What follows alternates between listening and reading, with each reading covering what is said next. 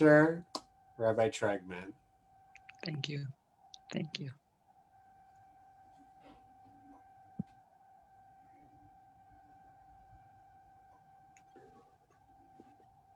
You're on mute. Rabbi Trugman, you're still on mute. Right, I'm sorry. Okay, here we go. Here we go.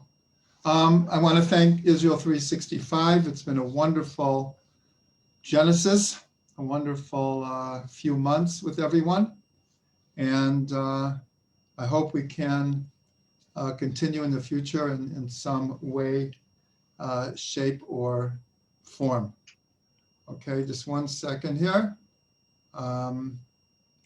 Just for everyone who came on already, I put my website and my email.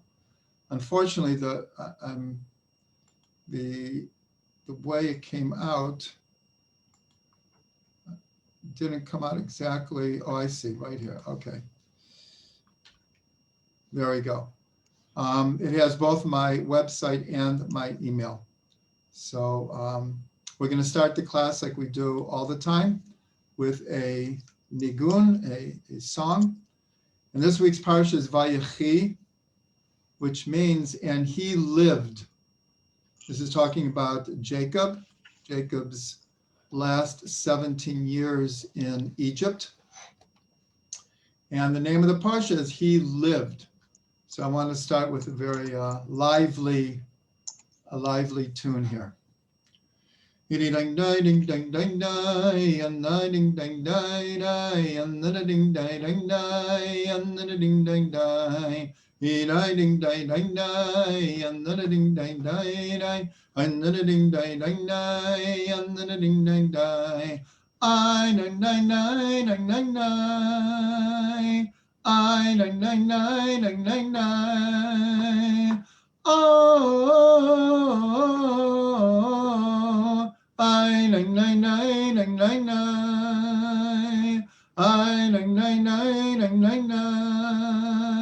Ding ding ding ding ding ding ding. Oh, I am ding ding ding ding ding ding ding.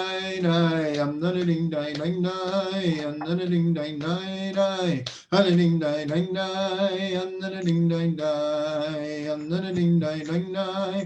Ding ding ding ding ding. I'm ding ding ding ding ding. I'm ding ding ding ding. Ay ay, bye bye.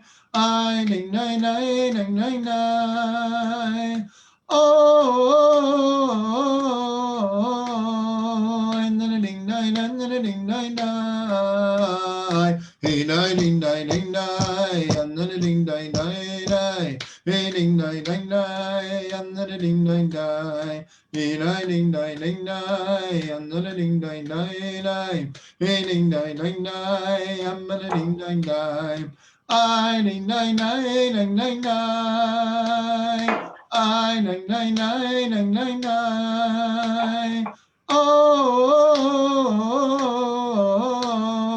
I ding ding ding ding ding ding ding ding.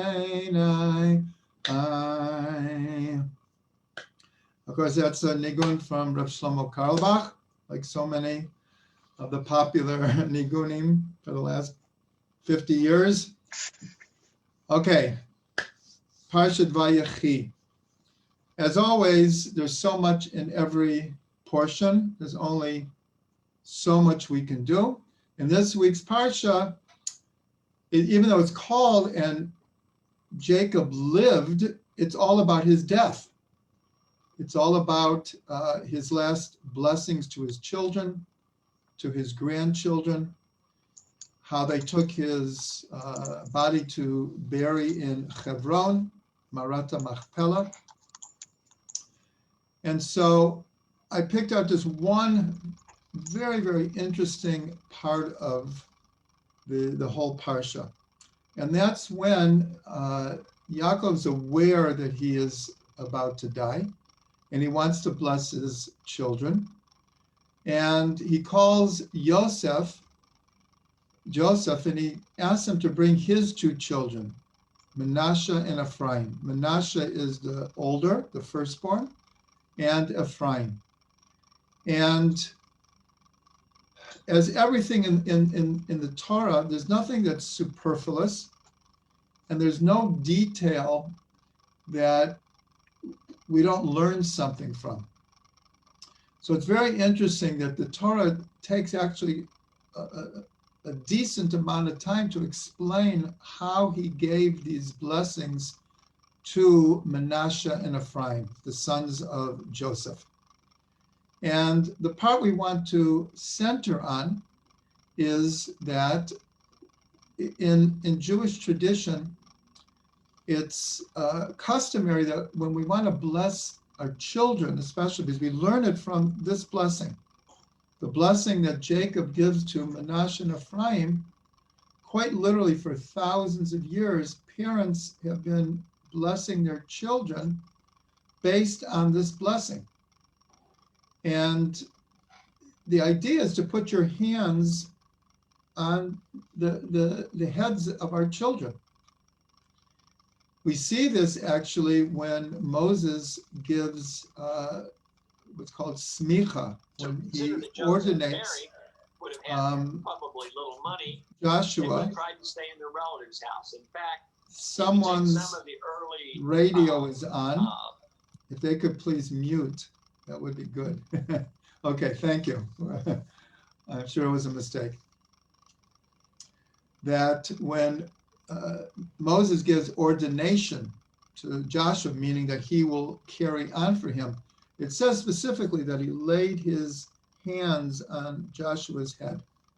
And so here we see that Jacob does the same thing, obviously before Moses, and he puts his hands on their heads. But the Torah tells us that he switched his hands like this. Joseph put his firstborn on Jacob's right, thinking that he would put his hand here for Manasseh and here for Ephraim. But what he did is he went like this. Now again, anything we learn in the Torah is not just there for no purpose. And it even says that Joseph says to him, he says, "Father, you have your hands wrong. You're putting your right hand on the younger. You should put your right hand on the elder." And Jacob says to him, "Yadati b'ni yadati." I know, my son, I know. In other words, I know what I'm doing. He said it was on purpose, because even though Manasseh is the firstborn, Ephraim, and he says that Manasseh will be great, but Ephraim will be greater than him. And therefore he puts his right hand on the younger. So what can we learn from this? It's such an interesting thing, and especially because the Torah spends a bit of time explaining this. So the first thing we can mention is that all the wisdom of the world is engraved in the Torah in ways that we don't necessarily understand, because you look at the story and like, okay, what can I learn from this? So we have a very, very interesting thing that probably everyone knows, is that the way the brain works is well, see, this is a mirror image. So this is my right, but you're probably seeing it as my left. That's the point. That the right brain rules the left side of the body, and the left part of the brain rules the right side of the body. So we would say, why is it like this? I'm not sure biologists or scientists actually know the deeper reason, but they know that this is true, that the right rules the left and the left rules the right. So here we see a hint to this in the fact that he's switching his hands like this. Now, there's a concept in the Talmud that says achlifu duchtayu, that their positions have changed. For example, the famous disputes between the house of Shammai and the house of Hillel. In the early formation of Jewish law as we receive it today, there were two main schools, Shammai and Hillel. And in most cases, Hillel was more lenient and Shammai was more stringent.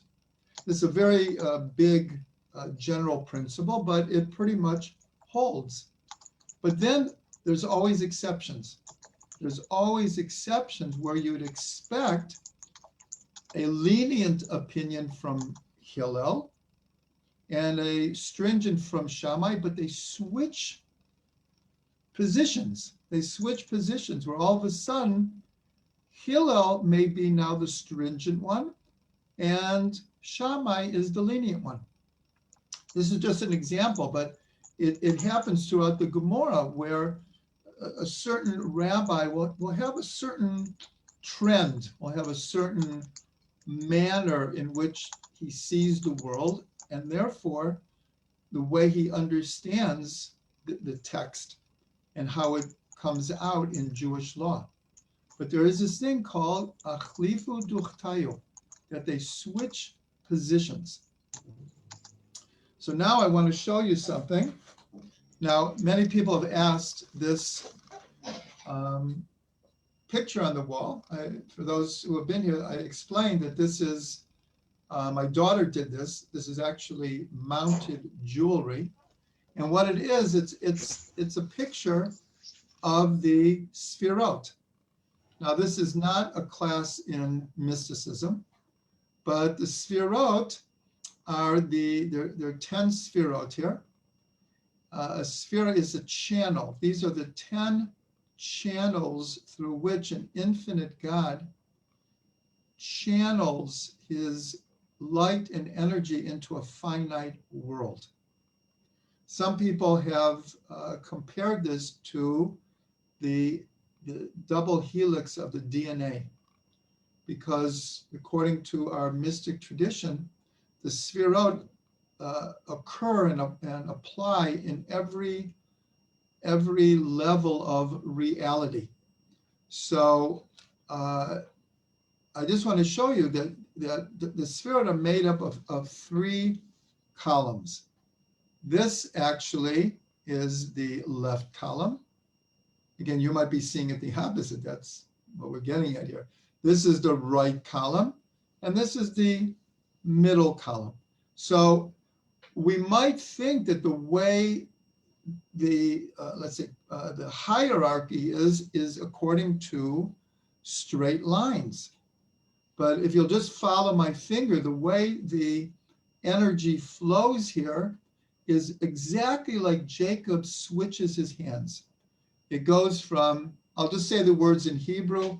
Again, this is not the point of this class, is to get deep into Jewish mysticism. But it goes like this. It goes from Keter to Chachma, to Bina, to Chesed, to Gevura, Tiferet, Netzach, Hod, Yesod, Malchut. Now there is a logic of the connections between each line. Great, incredible connections.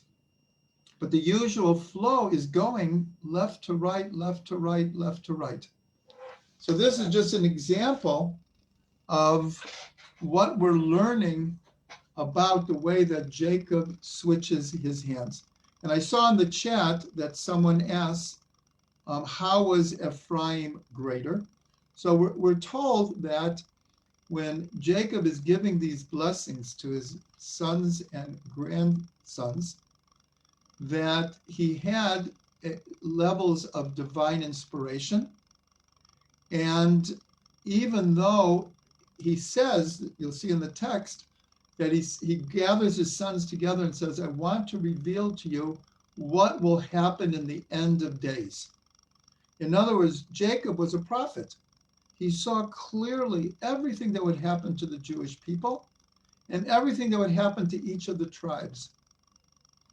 But according to tradition, the Shekhinah, the divine presence, left Jacob, and he was not able to outwardly reveal the end of days, but we're told that within the blessings of each of the tribes, he's giving over prophetic understanding of who will come from the tribes.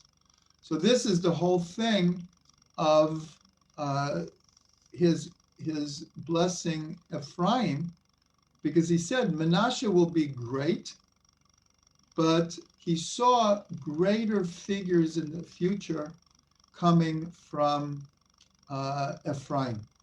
I see another chat. Doesn't this cause jealousy?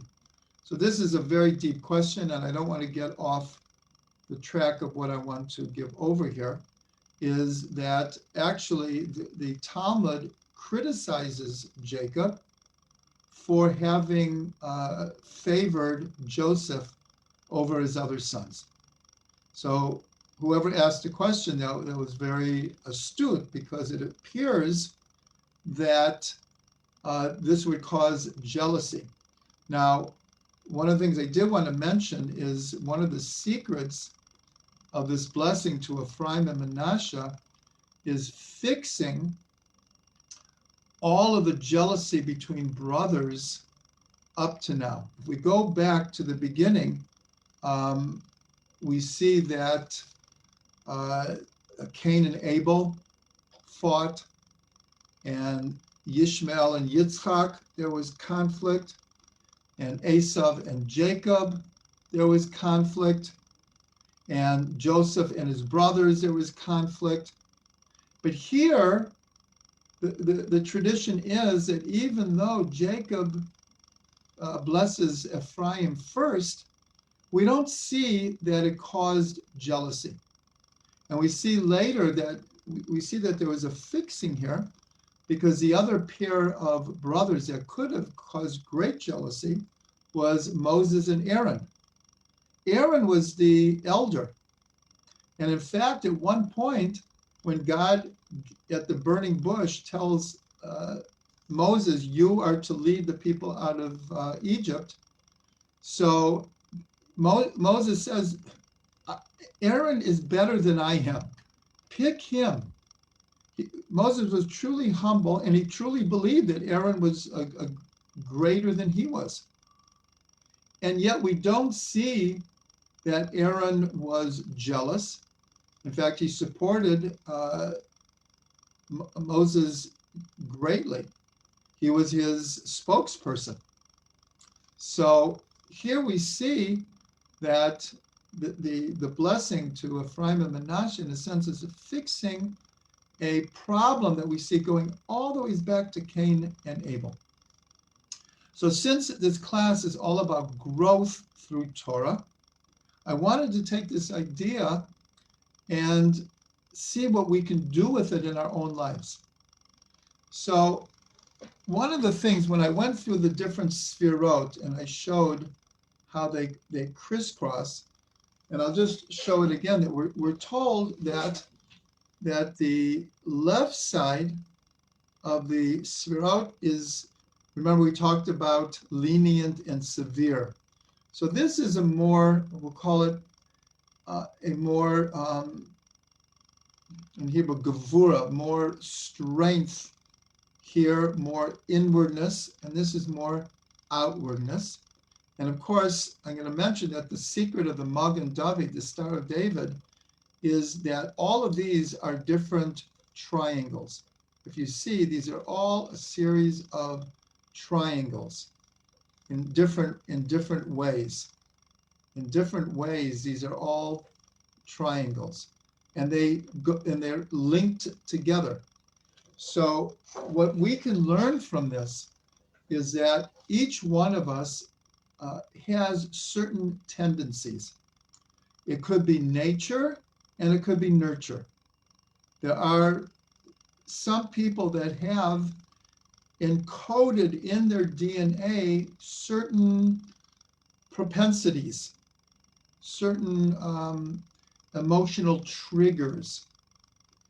But of course, most of it is from nurture that we pick up from our parents, our environment, our peers, society, and it molds us in a certain way. And so by the time we become teens or early adults, many people have certain ways that they see the world, certain ways that they act in situations.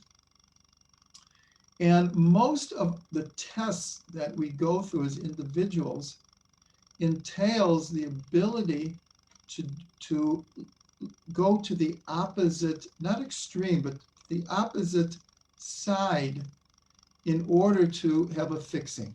In other words, some people are too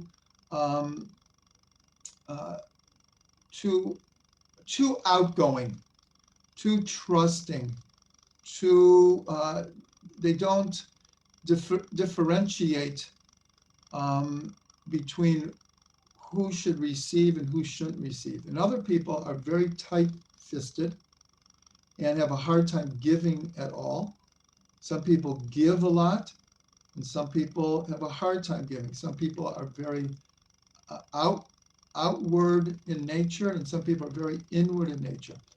And these are just examples. We could bring hundreds of examples of different emotional or personality characteristics. But a lot of times our tests are, because we usually go one way, we're tested to see, are we able to also go the other way? And this is one of the secrets of Yaakov switching his hands, because this is a tremendous teaching.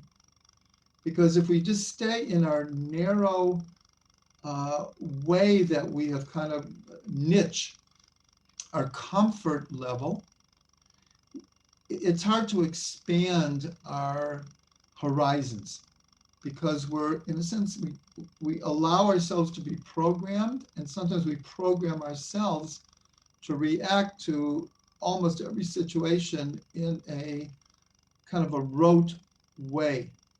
But a lot of times our challenges in life is, do we have the adaptability to move to the other side and act a little bit differently in this particular case? You know, for every general principle, there's going to be an exception. But a lot of people have a hard time making exceptions. A lot of people is like, this is the way I do it. This is the way I am. Like it or lump it. And I'm just going this way. So it could work in many situations, but not necessarily. Now, there's one other idea here that I want to bring up in a very short amount of time, and that is the idea of what's called enclosement. And this is one of the deepest concepts in Judaism, because if we look at the world one-dimensionally, and we just see the superficial reality that presents itself without delving deeper in, then that's how we're experiencing the world, very superficially. We're told that the definition for understanding of in Hebrew, being a maven, of understanding things, is to understand one thing inside another. In other words, we take the time and the effort to look deeper into a situation, to look deeper into a reality, to look deeper into the superficial face that people present to us or situations present to us. And we go a little bit deeper.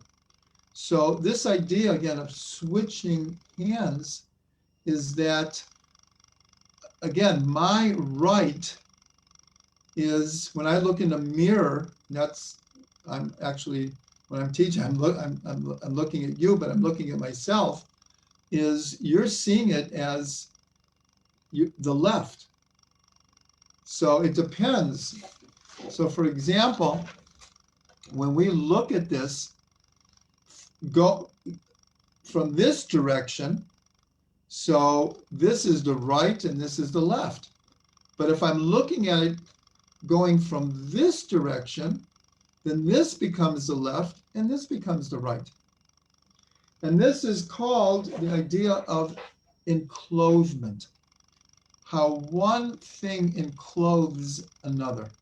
So I'll give you some quick examples.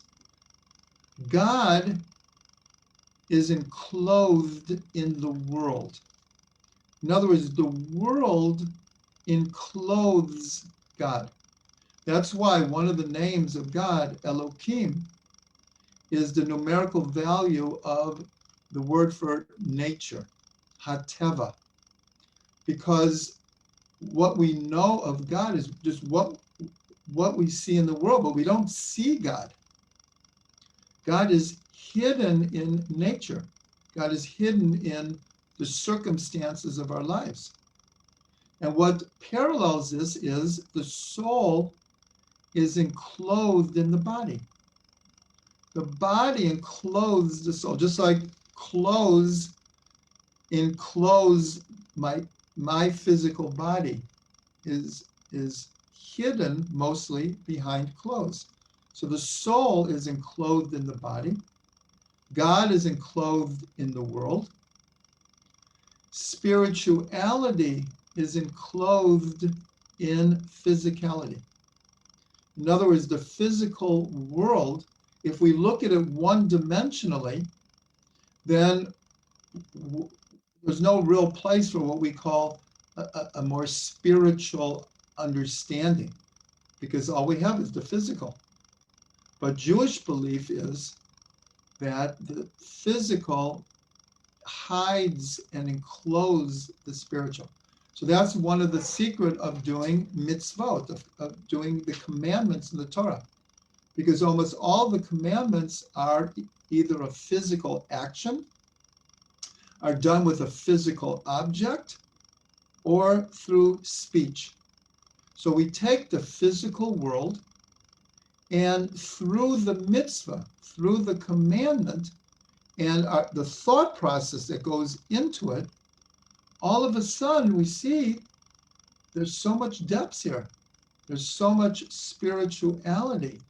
There's so much godliness. There's so much holiness that is enclosed in the physical action or the physical object. And then we have it in science. And this like kind of ties it all together, is that matter encloses energy. We look at the physical world, and if we look one-dimensionally, so we see a solid world. At least I'll take this wall, and it's like it's not going anywhere. It's solid. But a scientist will tell you that it's what it really is energy, is enclosed in the matter. This is the famous E equals mc squared. That matter is energy, but it's all enclosed. So in a sense, that the actions of, we'll call it a more superficial understanding, is like this. And what Jacob was teaching us is we have to go deeper and see how this side encloses this side, and this side encloses this side. And if we go back to the Sfirot, again, that's the purpose of the middle column. Is, in other words, if you had no middle column and you just had two columns, you would have the idea of duality. Now, obviously, this world is a very dualistic world, but we're told the deeper understanding is that there's a middle that connects. That's the secret of the Star of David, of the Magen David, and that's really the secret of life. So what we're being urged here, and we're running out of time, is that we need to look deeper into our own lives, into the situations that we face, that through contemplation and just thinking about things, all of a sudden we see that there's many, many different layers of reality, many, many different dimensions, many, many different sides of reality, and that we need to learn to be adaptable. We need to learn that, as I said before, if I always react to a situation like this, it may be appropriate most of the time, but certainly not all the time. And we have to learn that sometimes I need to do this. I need to be able to achlifu duchtayu, to change positions. So I just want to thank everyone again. I know that many of you have been coming every single week, and I'm hoping that in the future that that Israel 365 will figure out a way to have me continue. Again, I put in the chat box in the beginning. Unfortunately, the way I did it, the website and the email kind of blend together. But if you see, it's the Trugmans.com is our website, and Rabbi@thetrugmans.com is our email. You're welcome to come to our website, and you can connect to our Facebook. You can connect to our YouTube. You could sign up for our email list. And before Israel 365, I was teaching online. You'll see on the website hundreds and hundreds of videos. I will continue to be teaching online. I hope it will be in the future with Israel 365, but all of you are welcome to check out our website and to write to me personally. I will guarantee to write you back. So now we'll do what we always do. If anyone has a comment or a question, please unmute yourself, and we have a few more minutes. I just wanted to say, Rabbi Trugman, again, thank you so much. And we all got so much out of your teachings, and we've had so much positive feedback from all of your students. So thank you, Rabbi Trugman, and thank you everybody who has joined the classes. Stay tuned. We're going to send you an email with information on how we're going to be continuing in the future. But again, if you have any questions, now's your chance to ask Rabbi Trugman. Okay, thank you again for Israel 365 and all the great work that they're doing. They're doing so much. I hope everyone takes advantage. Okay, anyone with a question or comment? Thank you all for your chats here, your thank yous. I really appreciate it. I really appreciate it. Anyone? Okay, I guess that's it. Okay, thank you all, and we'll see you in the future. Yes. Thank you. Okay, thank you all. Be well. Shalom. Stay safe. Stay safe. Be well, Rabbi. Okay, Thank you so thank you. much. Thank you. Thank you. Okay.